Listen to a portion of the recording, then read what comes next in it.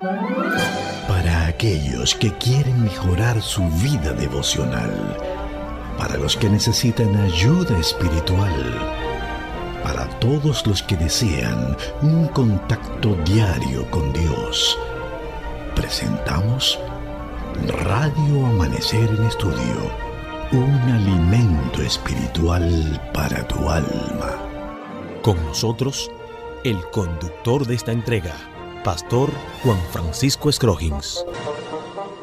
Amigos de Radio Amanecer, la voz de la esperanza, gracias por seguir en nuestra sintonía. Es tiempo de estudiar la palabra de Dios.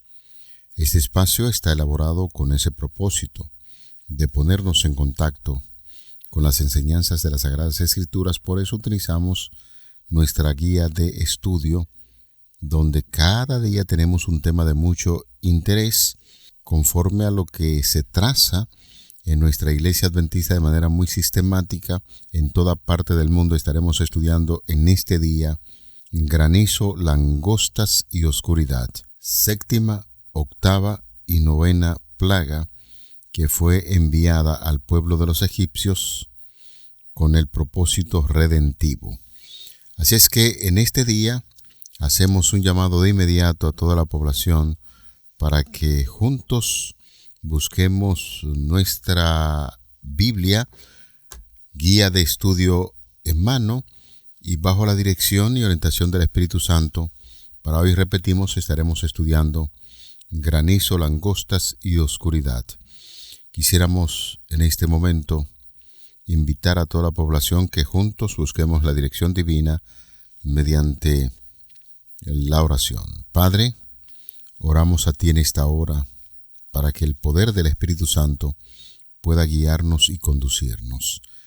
Permite que la lección que vamos a estudiar en este momento pueda ser de gran bendición para todos y esperamos que, como siempre lo hacemos, el Espíritu Santo pueda ser el invitado especial para iluminar nuestros pensamientos, nuestras palabras, y que este tema nos impresione de tal manera que podamos hacer grandes decisiones en nuestras vidas de seguir haciendo tu voluntad.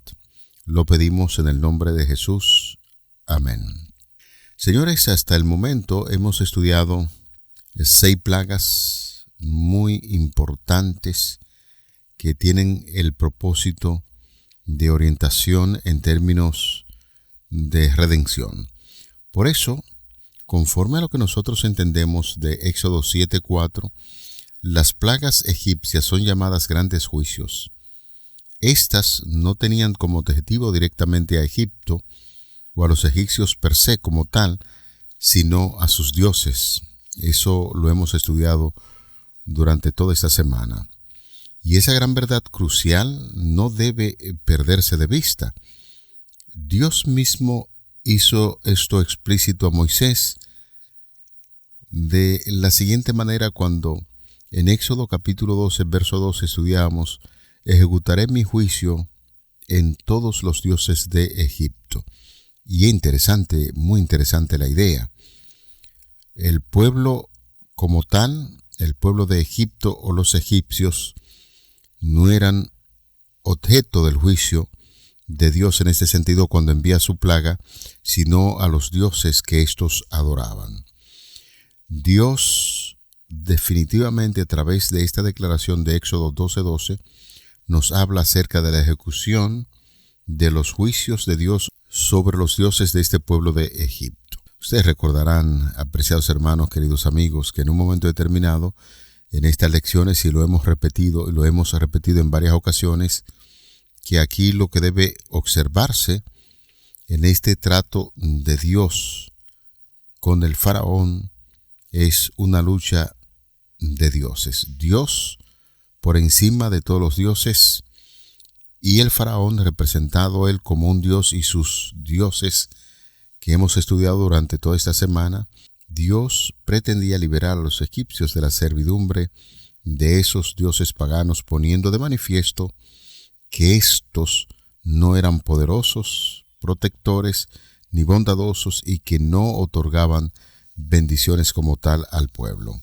Al mismo tiempo, desenmascarar a esos dioses egipcios también ayudaría al pueblo de Israel de manera clara, contundente, a no depender de esos dioses terrenales que no tienen poder, sino a confiar plenamente solamente en el Señor, el Creador y único dador de la vida.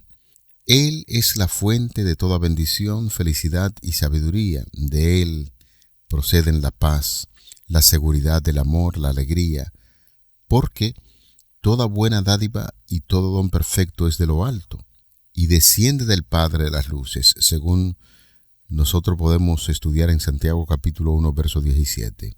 En cambio, los dioses egipcios no podían dar vida ni salvar porque no eran nada, solo ídolos, trozos de madera, de piedra o figuras hechas de metales preciosos. No podían oír, no podían escuchar, no ven, no hablan, no pueden responder, no pueden amar ni cuidar a nadie porque sencillamente son dioses de palo, dioses de madera, en los cuales los egipcios tenían toda la confianza, y con estas plagas Dios pretendía desmontar la idea de estos egipcios para decirle que ninguno de esos dioses podía atender a sus necesidades porque eran eso: palo, madera, metales, dioses hechos de cera que no tienen ningún tipo de poder. Y esos dioses, como enseña la palabra de Dios, sencillamente hay que cargarlo. En lugar de ellos llevar a los seres humanos tenían que cargar con esos dioses de palo. Hoy en día tenemos que hablar de un punto muy importante en nuestra lección. Tiene que ver con las 3 últimas plagas que ya hemos hecho referencia y que estaremos estudiando a partir de este momento. Así es que la lección para este día tiene que ver con granizo, langostas y oscuridad. Quisimos poner este fundamento para refrescar la idea de el por qué estamos estudiando estos dioses. El granizo podemos definirlo en términos general: cualquier tormenta que produce granizo que llega al suelo se conoce como tormenta de granizo o granizada. Un cristal de hielo con un diámetro de más de 5 milímetros se considera granizo. Los granizos pueden crecer hasta 15 centímetros y pesar más de 0.5 kilogramos. A diferencia de los gránulos de hielo, los granizos están en capas y pueden ser irregulares y agrupados. El granizo está compuesto de hielo transparente, de capas alternas de hielo transparente, translúcidos, de al menos 1 milímetro de espesor, que se depositan en la piedra de granizo a medida que viaja a través de la nube, suspendida en el aire con un fuerte movimiento ascendente hasta que su peso supera la corriente ascendente y cae al suelo. Esos son datos que hay que tener muy en cuenta al momento de hacer la aplicación que queremos hacer, y lo vamos a trabajar dentro de un momento. En el caso de la langosta, que es la 8ª plaga que Dios envía a los egipcios, o reiterando la idea, no a los egipcios sino a los dioses de los egipcios, está la langosta. Es una fase de ciertas especies de saltamontes o chapulines, como se le podría llamar, la mayoría perteneciente a la familia de los arácnidos, en la cual se observan cambios morfológicos y conductuales.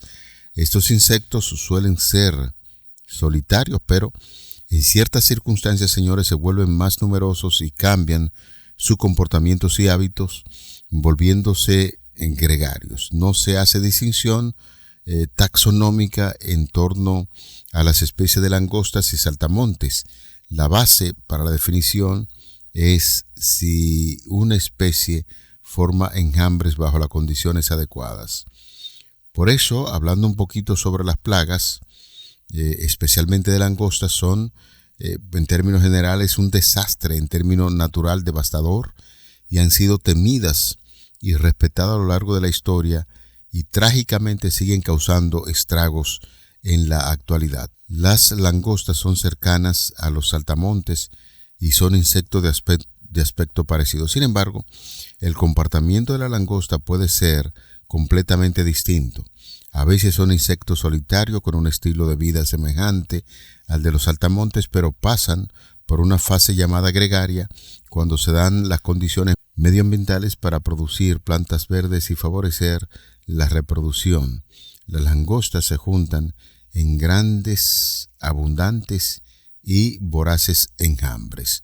Estamos ofreciendo estos datos generales a nivel general para que usted vaya formándose una idea por qué el Señor utiliza este tipo de plaga, a cuáles dioses va dirigido especialmente, que lo estaremos viendo más adelante, y nos resta en este momento hablar un poquito sobre la plaga de la oscuridad que se produce allí en Egipto. Narra el libro de Éxodo que fue una oscuridad tan grande, tan densa, que se podía sentir, cubriendo todo Egipto durante 3 días. Los hijos de Israel, sin embargo, mantuvieron luz en sus hogares. Esta plaga es la 9ª de las 10 plagas que fueron enviadas por Dios a los dioses de Egipto para instar al faraón a liberar a los hijos de la esclavitud. Narrada en el libro de Éxodo, conforme a lo que hemos estudiado, fue una oscuridad tan densa que se podía incluso sentir, cubriendo todo Egipto durante 3 días. Los israelitas, sin embargo, mantuvieron luz en sus hogares. Esta plaga es la 9ª de las 10 enviadas por Dios a los dioses egipcios para instar al faraón a liberar a los hijos de Israel de la esclavitud. La plaga de la oscuridad se describe en el libro de Éxodo capítulo 10, los versículos del 21 hasta el 29. Dios le indica a Moisés que extienda su mano hacia el cielo para que caiga una oscuridad tan densa que se pueda palpar sobre Egipto durante 3 días, señores. Los egipcios quedaron sumidos en la oscuridad, incapaces de moverse o verse entre sí.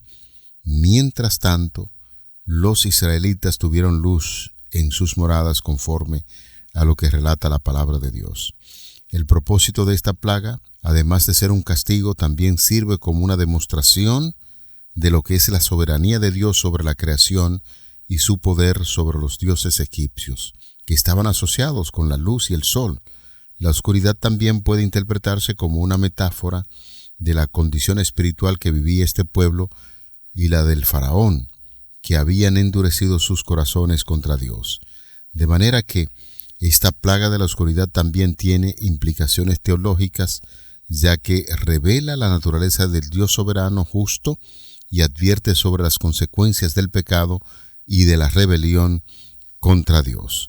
De manera que, apreciado hermano, querido amigo, esa es la dirección que debemos ver en lo que Dios utiliza al enviar estas plagas. Importante recordar algunos de los eventos importantísimos sobre estos dioses. Por ejemplo, Nut era la diosa del cielo allí en Egipto, y a menudo se le estaba relacionando, representando, controlando lo que ocurría bajo el cielo y la tierra. Osiris era el dios de las cosechas, de la fertilidad también, y en la Biblia hay que entender esto. Siempre encontraremos el granizo se asocia a menudo con el juicio de Dios. Hay algunas citas importantes que quisiéramos compartir con ustedes. Por ejemplo, en el libro de Isaías capítulo 28 versículo 2, «He aquí Jehová tiene uno que es fuerte y poderoso, como turbión de granizo y como torbellino trastornador, como ímpetu de recias aguas que inundan, con fuerza derriba la tierra». También Isaías 28:17, «Y ajustaré el juicio a cordel, y a nivel la justicia, y el granizo barrerá el refugio de la mentira, y aguas arrollarán el escondrijo». El libro de Jeremías capítulo 13, los versículos del 11 al 13, también identifica el granizo como un modo de juicio. Durante esta plaga, quienes resguardarán sus bienes en un lugar seguro estarían protegidos conforme a Éxodo capítulo 9, los versículos 20 y 21. De los siervos de Faraón, el que tuvo temor de la palabra de Jehová hizo huir sus criados y su ganado a casa, mas el que no puso en su corazón la palabra de Jehová dejó sus criados y sus ganados en el campo. Amigos, todos son ahora puestos a prueba. ¿Creerán a Dios y actuarán en consecuencia o no? Dios anuncia que su propósito al dejar vivir a Faraón es el que toda la tierra conozca al Señor.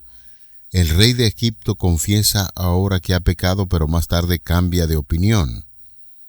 El dios egipcio de la tormenta, la guerra y el desorden se llama Set. Por eso Dios prepara, en sentido general, una plaga contra esta creencia, contra este dios. Tanto él como Isis eran además considerados deidades de la agricultura. Shut era el dios de la atmósfera. Serapis personificaba la majestad divina, la fertilidad, la curación y la vida después de la muerte. Sin embargo, ninguno, señores de los dioses que tenían allí los egipcios, podía detener los juicios de Dios. Y es una realidad que hemos venido presentando con mucha frecuencia en esta semana, donde estamos estudiando sobre este fenómeno, porque los ídolos no son nada, conforme a lo que dice la palabra de Dios. Si nosotros consultamos Isaías capítulo 44, versículos 9 y 10, allí se nos dice: los formadores de las imágenes de talla, todos ellos son vanidad, y lo más precioso de ellos para nada es útil, y ellos mismos son testigos para su confusión, de que los ídolos no ven ni entienden. ¿Quién formó un dios o quién fundió una imagen que para nada es provechoso? Y es así cuando nosotros leemos en el Antiguo Testamento la gran queja que siempre Dios ha externado contra los pueblos paganos por los dioses, y aún el mismo pueblo de Israel en un momento determinado llegó a adorar esos dioses. De manera que la Biblia es bastante clara, interesante sus enseñanzas cuando nos hablan acerca de esos dioses a quienes el mismo Señor estaba dirigiendo esos juicios. Los siervos del faraón lo instaron a que dejaran marchar al pueblo de Israel, pero él volvió a negarse. Hizo un ofrecimiento que Moisés rechazó con razón, pues las mujeres y los niños son una parte vital e inseparable del culto y de la comunidad de fe. Por último, señores, es importante hacer mención del dios Ra. Era la principal deidad egipcia, el dios del sol, mientras que Tut era un dios lunar. Sin embargo, ninguno de ellos era capaz de proveer luz. Por eso nosotros estamos haciendo ese fuerte énfasis en términos de la oscuridad. Cuando Dios envía esta oscuridad a los dioses egipcios, le está diciendo: ustedes están en oscuridad, ustedes no pueden proporcionar la luz. Y al contrario, cuando vamos a la Biblia y estudiamos el caso de nuestro amado y apreciado Dios, Dios es luz y en él no puede haber ningún tipo de tiniebla. La luz, para referirse a Dios, vino a este mundo. Cristo vino para iluminar, y hacemos una relación tanto del Antiguo como del Nuevo Testamento. Nos damos cuenta que los dioses del pueblo de Egipto siempre van a traer oscuridad. Sin embargo, Dios, desde el libro de Génesis, cuando nosotros notamos en Génesis capítulo 1, nos damos cuenta que al principio era la luz. Dios siempre, históricamente, ha sido luz y en él no puede haber oscuridad. El faraón intenta nuevamente negociar, aunque sin éxito. Un periodo de 3 días de oscuridad asoló Egipto, pero había luz donde vivían los hijos de Israel. La separación no podía ser más espectacular, señores. Sin embargo, a pesar de la disciplina divina recibida por la nación, el faraón estaba decidido a luchar y a no cejar en su empeño. Aunque no conocemos sus motivos más profundos, su actitud pudo haberse tornado en cierto punto una cuestión de mero orgullo. Y eso es muy peligroso. Independientemente de lo que el faraón veía, la forma portentosa en que Dios estaba manifestando a ese pueblo para decir que esos dioses no tienen capacidad para controlar lo que estaba sucediendo. Sin embargo, el faraón, por el orgullo, y muchos de la nación de Egipto también, orgullosos así, no reconocieron a Dios ni quisieron darle gloria. No importa cuán poderosa fuera la evidencia ni cuán obvio resultara, lo que estaba sucediendo en ese instante. Incluso sus propios sirvientes en alguna ocasión clamaron diciendo: ¿hasta cuándo este hombre nos ha de ser un lazo? Deja ir a esos hombres para que sirvan al Señor su Dios. ¿No sabes aún que Egipto está destruido? Éxodo capítulo 10, verso 7. Tampoco le importaba que la opción correcta estuviera justo delante de él. Tras vacilar un poco, el faraón seguía negándose a rendirse a la voluntad de Dios y a dejar ir al pueblo de Dios. Cuán dramático ejemplo de las palabras: la soberbia precede a la ruina y la altivez de espíritu a la caída. Y es uno de los puntos importantes que nosotros como seres humanos debemos tener en cuenta. En el cielo, la tragedia se inició precisamente por la soberbia, por el orgullo de ese ángel de luz, en aquel entonces Luzbel, que se rebeló contra Dios. Y noten ustedes, apreciados amigos, donde en esta etapa de la historia donde estamos viviendo, es que el orgullo es sumamente peligroso. El faraón y muchos que le acompañaban allí eran tan orgullosos que, a pesar de esas grandes evidencias, nunca quisieron reconocer la mano de Dios. Señores, independientemente de lo que haya acontecido con el faraón, esta lección nos da una enseñanza importantísima, y es que debemos colocarnos bajo la dirección divina. Y amigos, ya en la parte final es importante recordar un poquito la actitud de faraón. Se nos enseña que en ese momento faraón envió a llamar a Moisés y a Aarón y les dijo: he pecado esta vez, Jehová es justo y yo y mi pueblo impíos. Orad a Jehová para que cesen los truenos de Dios, el granizo, y yo os dejaré ir y no os detendréis más. Y le respondió Moisés: tan pronto salga yo de esta ciudad, extenderé mis manos a Jehová, y los truenos cesarán, y no habrá más granizo, para que sepas que de Jehová es la tierra. Pero yo sé que ni tú ni tus siervos temeréis todavía la presencia de Jehová Dios. El lino, pues, y la cebada fueron destrozados, porque la cebada estaba ya espigada, y el lino en la caña, mas el trigo y el centeno no fueron destrozados porque eran tardíos. Después que la plaga fue detenida, el rey rehusó dejar salir a Israel. La rebelión engendra rebelión. El rey se había endurecido de tal manera con su continua oposición a la voluntad de Dios, que todo su ser se alzó en rebeldía ante la tremenda exhibición del poder divino. Por último, el temor arrancó a Faraón una concesión más. Al fin del tercer día de tinieblas, llamó a Moisés y le dio su consentimiento para que saliera el pueblo, con tal que los rebaños y las manadas permanecieran allí. No quedará ni uña, contestó el decidido hebreo, porque no sabemos con qué hemos de servir a Jehová hasta que lleguemos allá. La ira del rey estalló desenfrenadamente y gritó: retírate de mí, guárdate de que no te veas más mi rostro, porque en cualquier día que vieres mi rostro morirás.